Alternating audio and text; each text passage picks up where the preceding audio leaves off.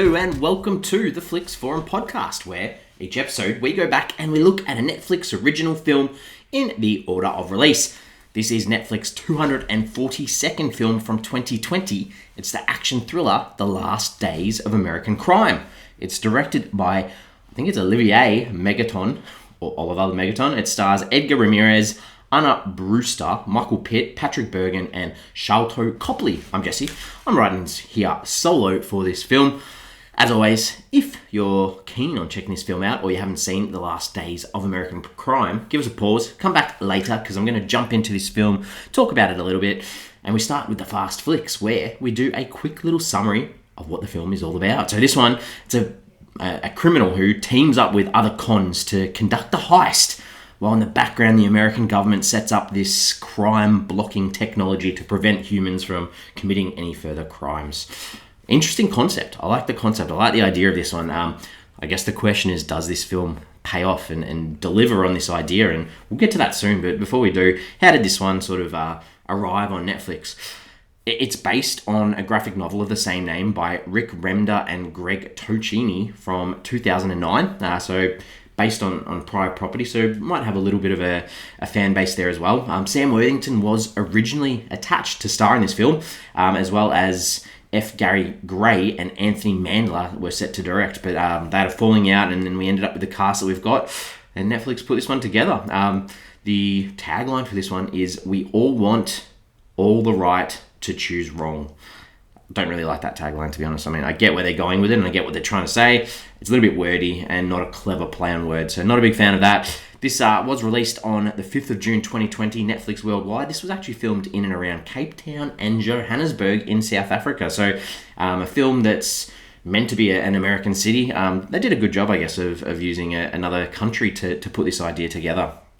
This film in Polish is called The Last Jump in US History. That's the only other sort of translation that didn't play on this idea of crime and the last days of crime in America. The consensus on this one, this is where we get a little bit interesting. On Rotten Tomatoes, this actually sits at 0% on 43 reviews, so that is rotten. Audience has to be a little bit higher, it sits on 22%. That's on more than 250 ratings. On IMDb, sits at a 3.8 out of 10 on 12,000 ratings. Very low. Letterboxd low as well, a 1.5 out of 5 on nearly 5,000 ratings. This one's interesting in that it was panned by critics when it was released, because unfortunately this film was released and sort of coincided with the George Floyd protests in America in 2020, and this film does depict a lot of violence and depictions of police brutality. And as I mentioned before, it sits at 0% on Rotten Tomatoes, and there's only 44 films ever released that have a 0% on Rotten Tomatoes. One of those is actually The Ridiculous Six, an Adam Sandler film that we did cover on this show right at the very beginning of our podcast. So we've covered 2% Rotten Tomato films on this podcast. But what are my thoughts on this one? What are my early thoughts? I think, like I said, I was aware of the negative criticism around this film, and this film, it is bloated, but it's not the worst film I've ever seen. It's more guilty of having this really good idea that doesn't really address the idea, and it focuses more on the plot and getting from one place to another, and unfortunately that's where this film sits. So let's talk about the characters. And this film, it's nearly 2.5 hours long, so you'd hope you'd get some good character development, but unfortunately, I mean, it's sort of like a trio of criminals that we sort of meet. And now our main criminal is Brick. This is a guy who is very broody. He's a good thief, but he's dealing with the loss of his brother, who he worked with a lot, and they were sort of mentioned that they were lost without each other, and his brother gets locked up in prison and then dies in prison. And I guess a part of Brick's journey is that revenge, I guess, for his brother's death. But he barely shows any emotion in this film. He obviously likes to steal money, and he comes across this girl, Shelby, who sort of gives him a little bit more of a reason to live, and they're pretty they get on quite well together. And I'll probably talk about her because she's the lone sort of female in this film that sort of stands out, and she could have really been a really positive, strong female character, but she's really poorly written. And we don't really need female characters like this on screen in 2020 because she's abused, she's threatened, she's used. She has bruises on her neck, and when Brick notices bruises on her neck at one stage, she says, "I deserve them." that doesn't make sense. No one deserves to be beaten like that. I think that they tried to fix this a little bit by saying, she's really intelligent. She went to MIT. She's smart enough to hack the FBI system. But then, at the same time, she's being blackmailed by the FBI, who kidnap her sister and are getting her to commit crimes. And these FBI guys are really horrible as well. And that leads into our idea of having trust issues, because she's fallen into this same cycle that she mentions her mother had as well, where she's around abusive men. So it would have been nice to see her actually break that cycle, because none of these guys actually seemed to be nice guys. As much as they tried to make Brick as the guy you wanted to see succeed, he was still a bad guy. And that brings in Kevin, who's fiance to Shelby, really. This is an over-the-top physical action / facial expression / dialogue criminal, son of a boss criminal who's trying to prove his worth, step out of his dad's limelight, stand up to his daddy, wants to have his own legacy. Just a rubbish character, really. The only other two sort of people I can mention is Ross is this other guy that gets on board with these criminals as like the driver at some stage towards the end. He's pretty pivotal in a few moments and sort of assists Brick in a situation where he's got no chance. And then the other character is Sawyer, who, it's really interesting. We cut back to him throughout this film as this police officer who seems to be the only sort of person that in the police force that cares about people. But like I said before, this theme and this idea of police corruption or brutality or the ability to enforce laws to stop crime from occurring, like this character's not used effectively. He's like this moral conscience that we don't get enough time to spend with. So that was a little bit frustrating. The director, Olivier Megaton, French dude. So done a lot of action films, a lot of like these sequels to bigger films. So he did like the film Exit, Transporter 3, Taken 2 and 3. Obviously he likes that action, and that's why we do see a little bit of action in this film as the film gets on eventually. Scenes. What are some things that stood out in this one? I think the opening scene really set the tone of this film. We see Brick has this guy tied up in a bathtub, pours petrol all over him, lights a cigar, shoves it in his face. We see a huge explosion. We get the idea of where this film's going. Graphic. And then throughout the film, we do get a lot of these scenes of characters walking through the streets to show the chaos, and I thought they were really shot well. They really created that vibe of chaotic unlawfulness, which was in the film, so that was nice. There's a good car chase towards the end between a whole bunch of characters, so I'll put that one out there. And then the last thing, I guess, is that we've got Shelby towards the end. She's cornered by cops. Looks like there's no way out. And then Brick rocks up with this truck and just takes them all out. That made me laugh. I thought that was quite funny. But then there's some things that aren't really good, which I'll talk about now. I think the first time we meet Shelby, she's Brick sitting at this bar, and she walks up to him, sits there, takes some ice cubes out of his drink, licks them, then goes on really like sultry like and talks about she has a list of things that she needs to do, and then takes him to the toilet, and they pretty much get it on really hard. I don't know. Didn't like that introduction as a character. Kevin, I mentioned before, this criminal guy, takes Brick to see his dad. His dad's like this guy who's put a hit out on Brick. And then we sort of, Kevin's sister's in the room, they kick her out, Brick's still there. We hear this banter between Kevin and his dad, and it was horrendous. There's, comments about like crawling back to daddy, and you've got daddy issues, and then Kevin tells his dad that he had sex with his wife, and his dad's like, don't worry, I shot her, and they just yell at each other, and then the dad shoots Kevin, and Kevin throws an axe into his dad's head. Just outrageous and not needed, really. And then we see like Brick use a rocket launcher pretty much to blow a hole out of a wall. And as they go out, Kevin's just shooting and ends up shooting his sister. That whole scene was comedic, to say the least. There's this character, Lonnie, who's sort of like this bad guy chasing the people. He ties Brick up, and then he's talking about, give me some information. And Brick's like, no. And then he talks about, are you going to give me a lap dance? And then this Lonnie dude does this lap dance on Brick. Just lame.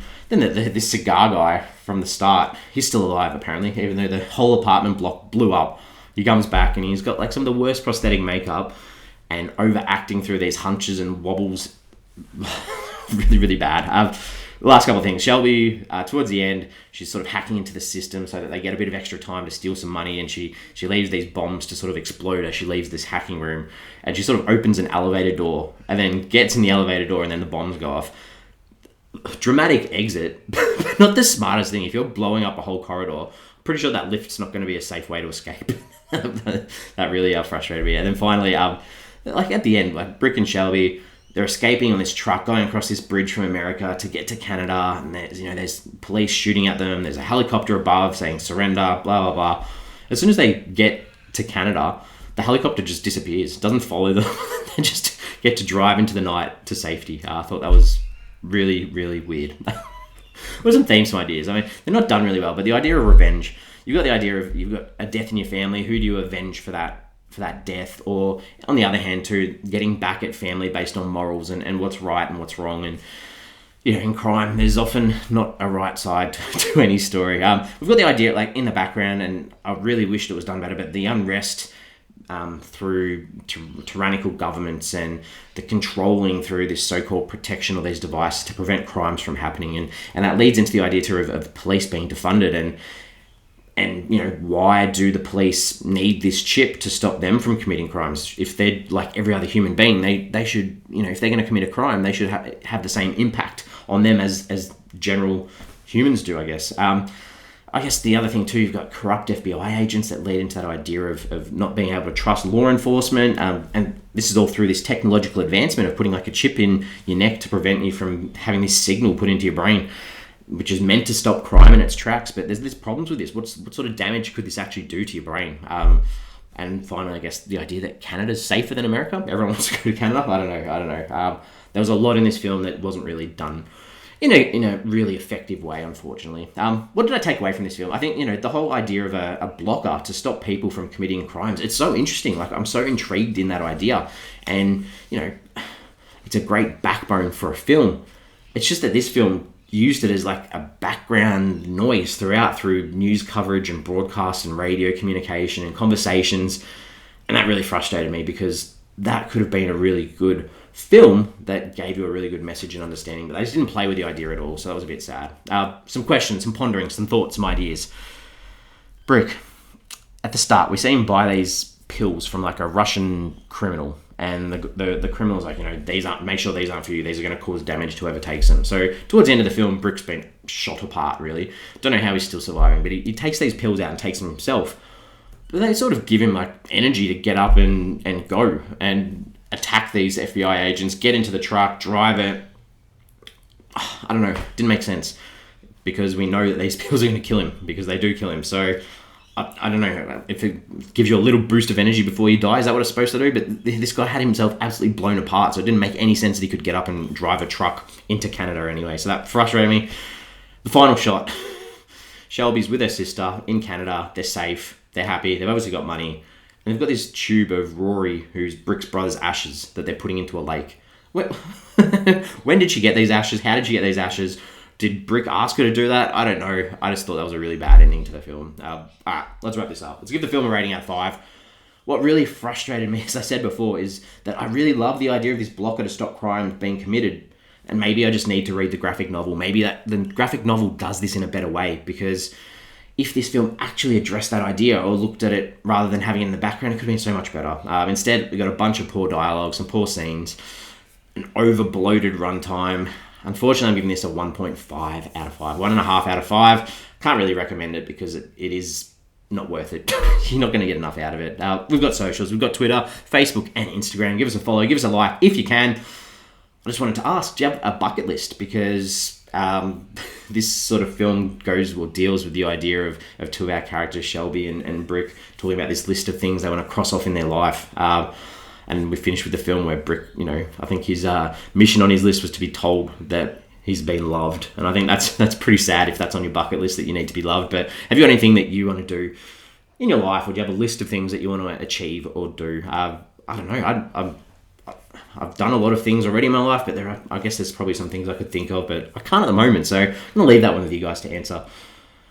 We're back next week. Next week, we've got another 2020 film. It's the war drama film, Da 5 Bloods, which is directed by Spike Lee. It stars Delroy Linder, Jonathan Majors, Clark Peters, Norm Lewis, Isaiah Whitlock Jr., Melanie Thierry, Paul Walter Hauser, Jasper Pakonen, Jean Reno, and Chadwick Boseman. I've seen this one. I watched it when it came out, so I am looking forward to seeing it again. As always, thanks for joining. If you want to check out Da 5 Bloods for next week, give it a watch because we will chat about it then. And as always, thank you